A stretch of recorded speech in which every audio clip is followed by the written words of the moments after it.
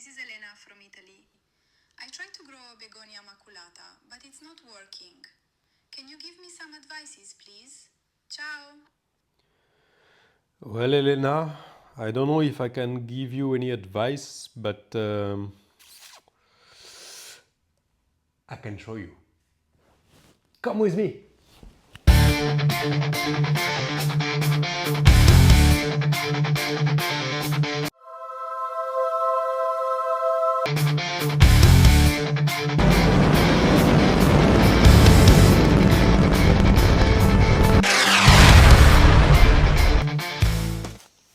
And finally, here we are.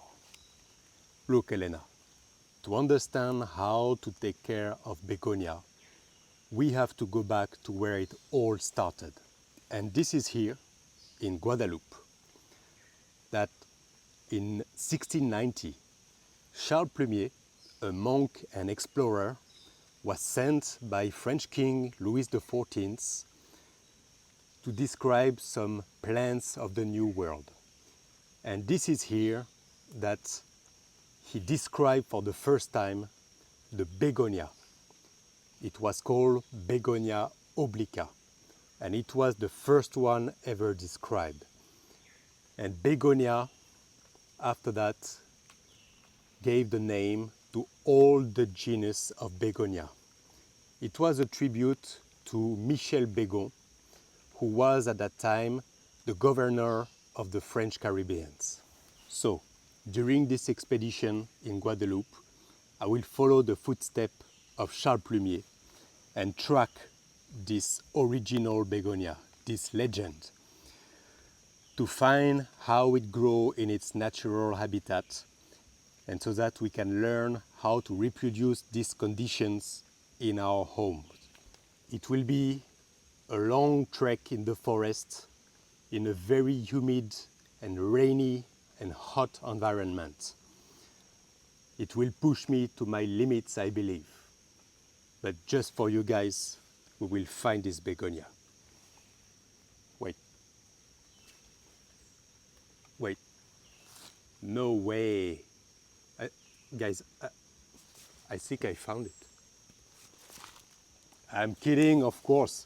We have a lot of work to do before we can find this Begonia. Okay, let's stop the blah blah for now and let's go. Follow me, guys.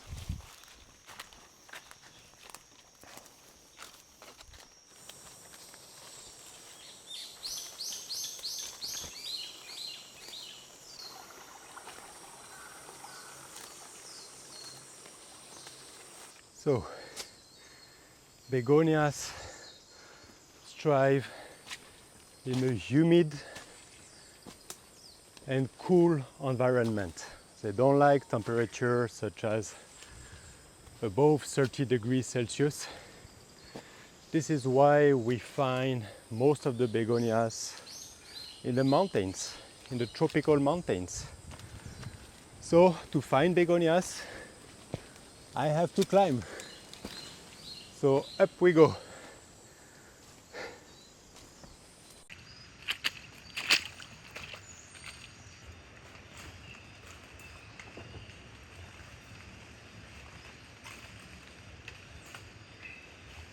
So I've been walking in this forest for about 2 hours now. How do I know, would you ask? Well, I don't need to look at my watch like you guys. No, you know, when you're a true explorer, you just have to look at the sun. And right now, I can tell you it's about 11:45.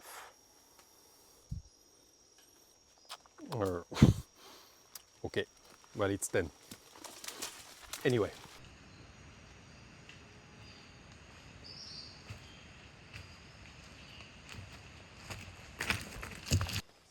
Do you know the concept of serendipity? Well, it is the art of finding things when you're not looking for them. And right now, this is my plan to find Begonia obliqua. So, nothing to worry about. Everything is under control.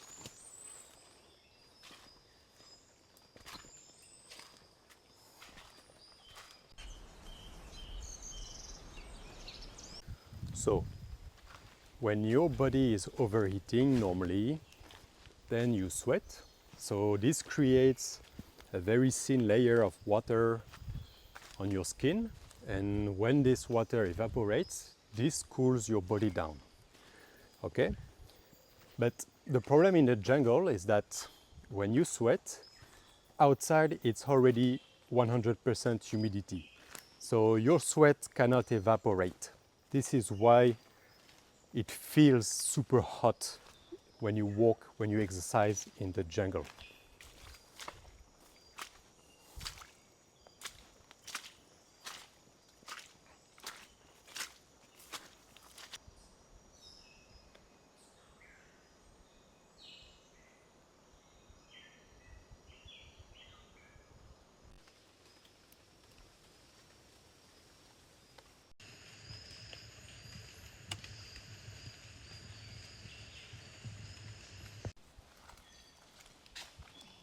Fuck.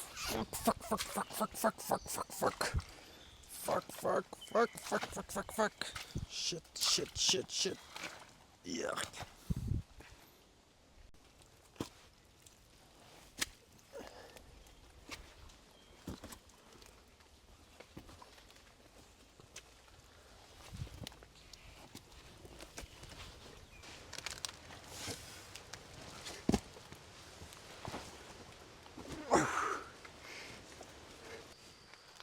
The forest is so dense that it's really dark, and it's 100% humidity.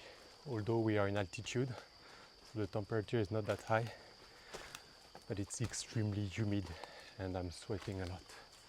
It feels very stuffing.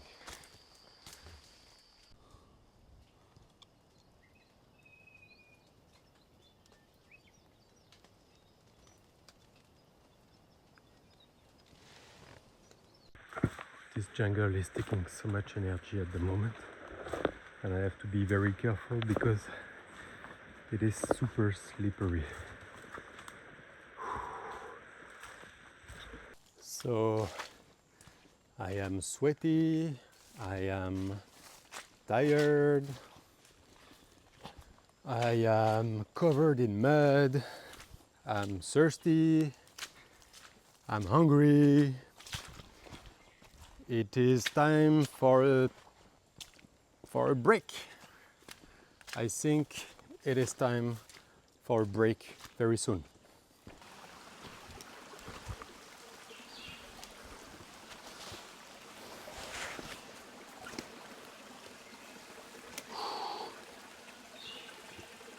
So, I have found this pretty little spot next to this small stream, and I think it will be the perfect place for lunch break. Whew. So here it is, lunch break. So as a main course today we have a ham and cheese sandwich. It doesn't get any better than that, I can tell you.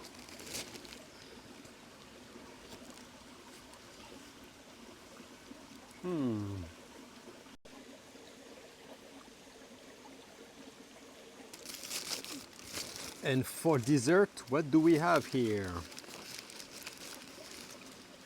Ooh, look at this.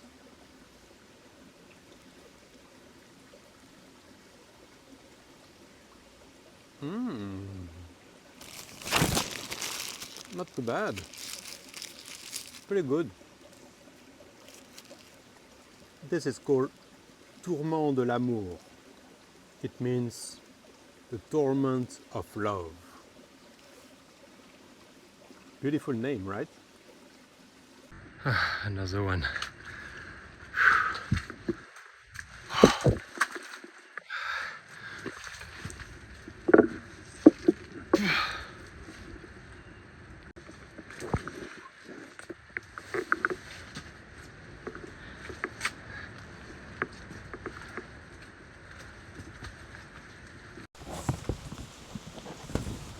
Well, It started raining, so I don't know how I'm gonna do because I have to protect the camera. So here we are. But first thing first, stay hydrated all time.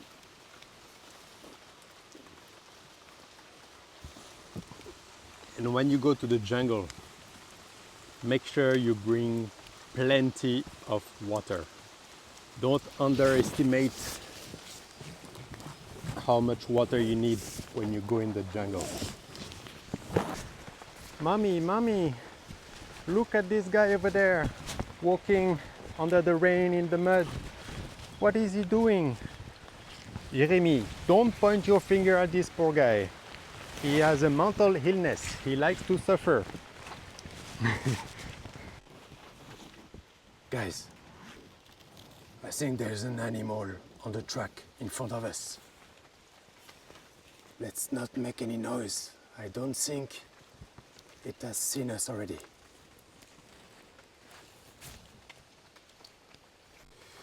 Okay, my mistake, guys, is just a piece of wood.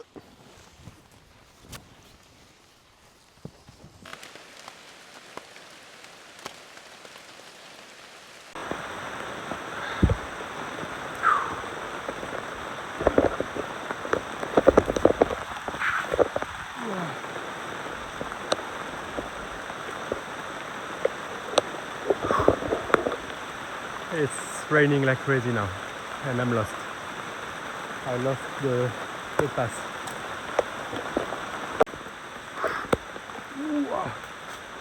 And it's getting extremely slippery.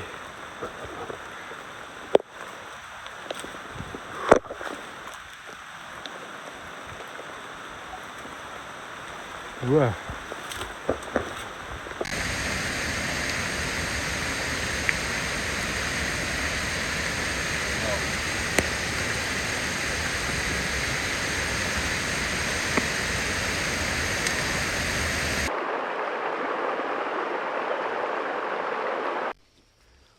So the rain has stopped and we still have a long way ahead of us.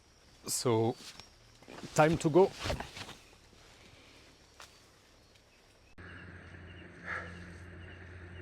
I think I need my secret potion. Oh my God.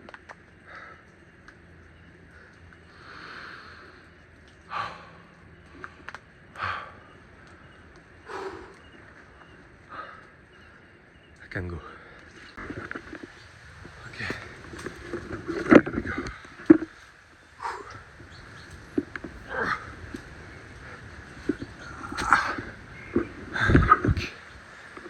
Look at the path.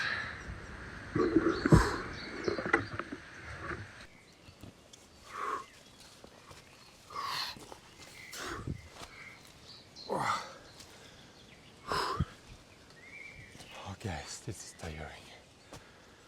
Oh my guys. My God, guys, so tiring.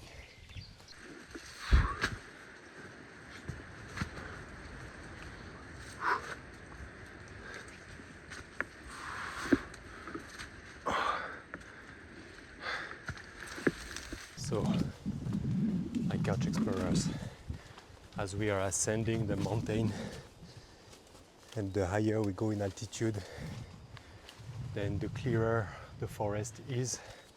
So now there is much more light and the vegetation is changing a lot.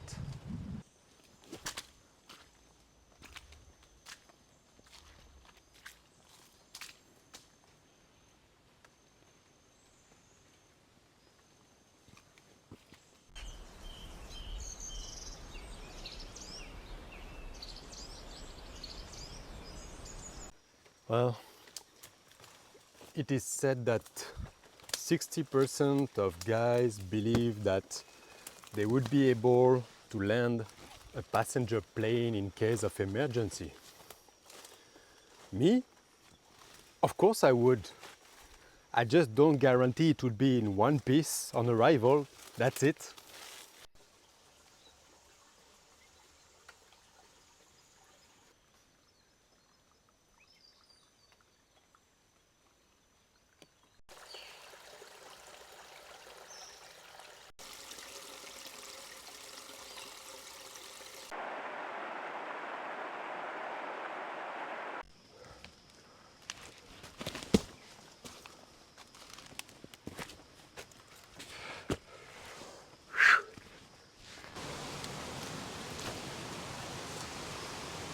cercle.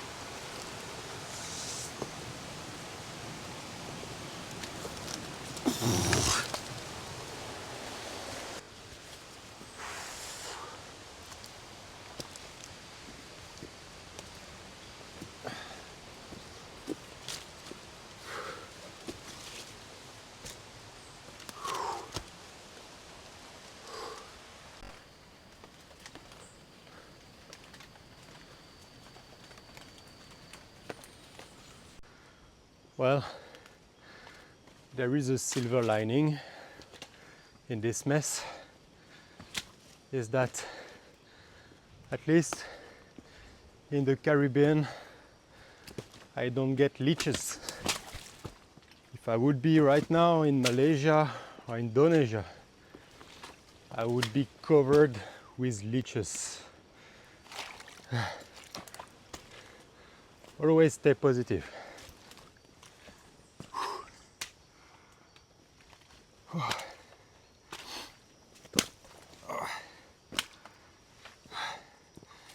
This is stairway to heaven, or in this case, stairway to hell. Ade astra per aspera. It's Latin. It means toward the stars by the hard path. In this case, by the muddy path. And remember, Elena, if I'm doing all that right now, it's because of you. Because you asked. I hope you feel bad right now. Guys, look what I've just found. This is another species of Begonia. See, there is a fruit which is not ripped yet. And based on the shape of the leaves and the hair here on the petal, I would guess maybe it's Begonia hirtella, a very common Begonia species in South America and Central America. Very nice one though.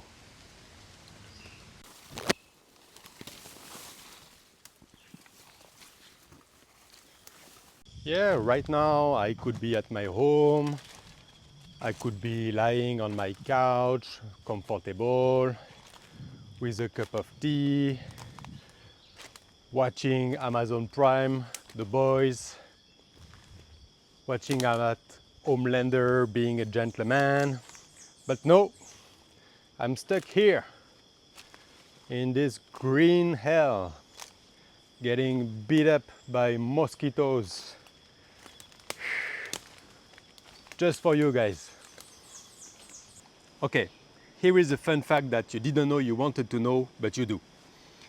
When Charles Plumier gave the name of Michel Bégon to start the genus Begonia, he basically invented this tradition at that time.